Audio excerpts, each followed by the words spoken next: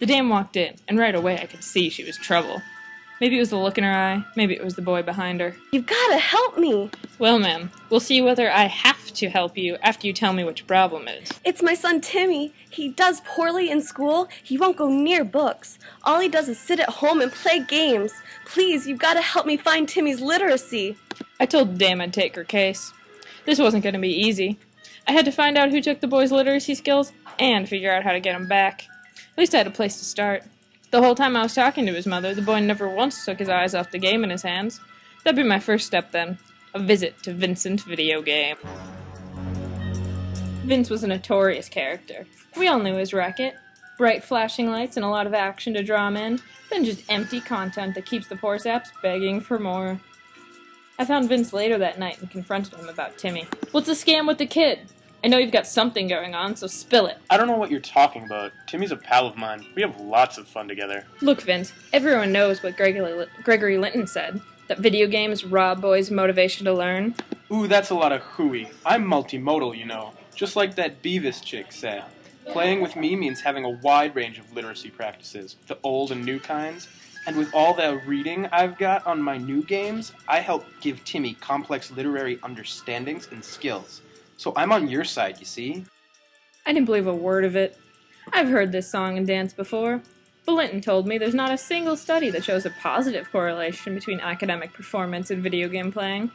So I decided to stick around and play for myself. Just as I suspected, he was lying.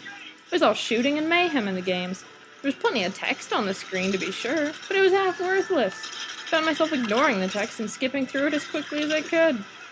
I felt certain Vince Video Game was to blame, but he did turn me on to another culprit. Maybe it's like you say. Maybe I'm making him violent and distracted, but if it's so, it's not just me. Take this guy Blog, for instance.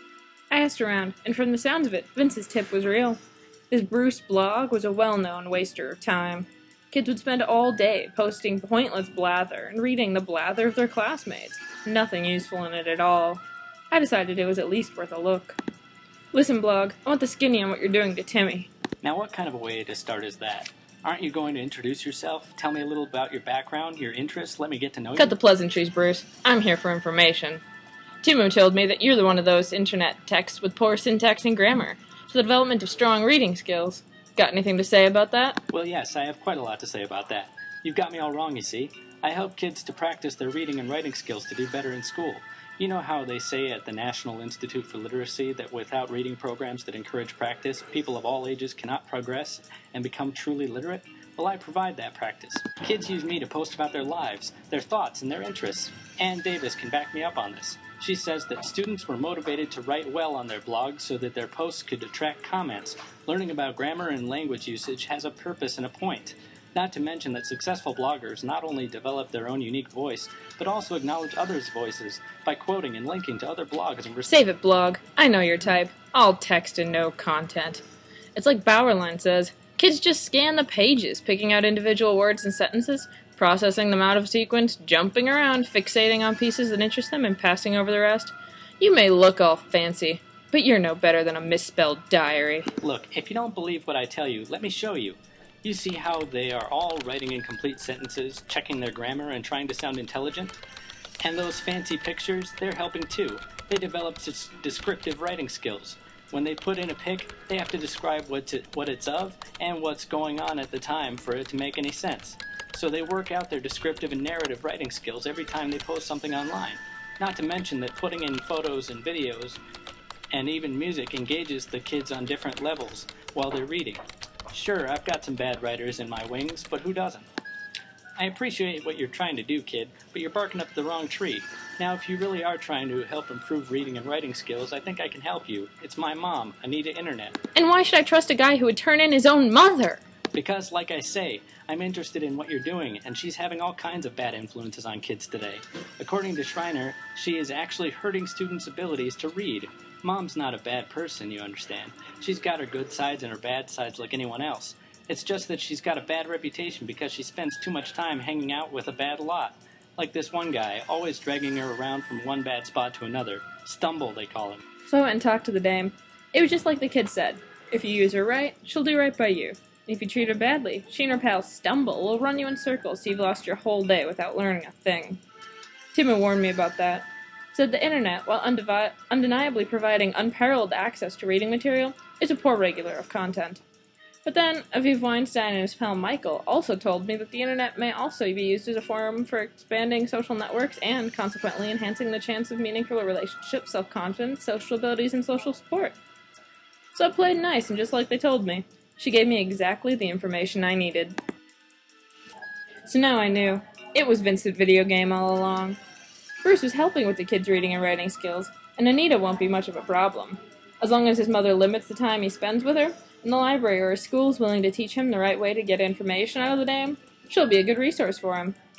But this Vincent, he's giving the kid nothing but violence, mayhem, and twitchy reflexes. He fakes educational content with screen print and then just dives back into killing prostitutes and launching birds at pigs.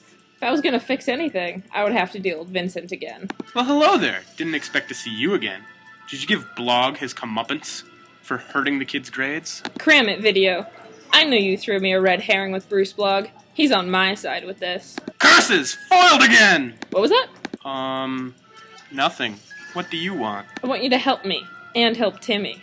I can see you like the kid, and you don't want to hurt him, but you've got to change your tune. What you're selling now can only hurt the kid. I don't know what you're talking about. We have fun. We connect. Bub, you aren't doing him any good. He's going down a dark road. You have the potential to help this kid. He connects with you. Why not put him back on the straight and narrow? Why not be the learning machine I know you can be? Catherine Beavis and Joanne O'Mara told me you have the potential.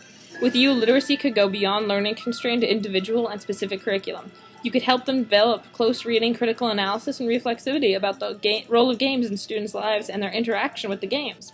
Why not use what you got? Put on the narrative, not the violence. Do it for Timmy. I could tell I hit a soft spot. Vince seemed to grow fond of the little guy. He didn't mean any harm. It's easy to get caught up in the action and violence. But I think Vincent understood now. He had helped to steal Timmy's literacy, but he had the tools to get it back. The kid's mother came back about a week later to see what was up. Well, missus, your son Timmy should be on the right track now.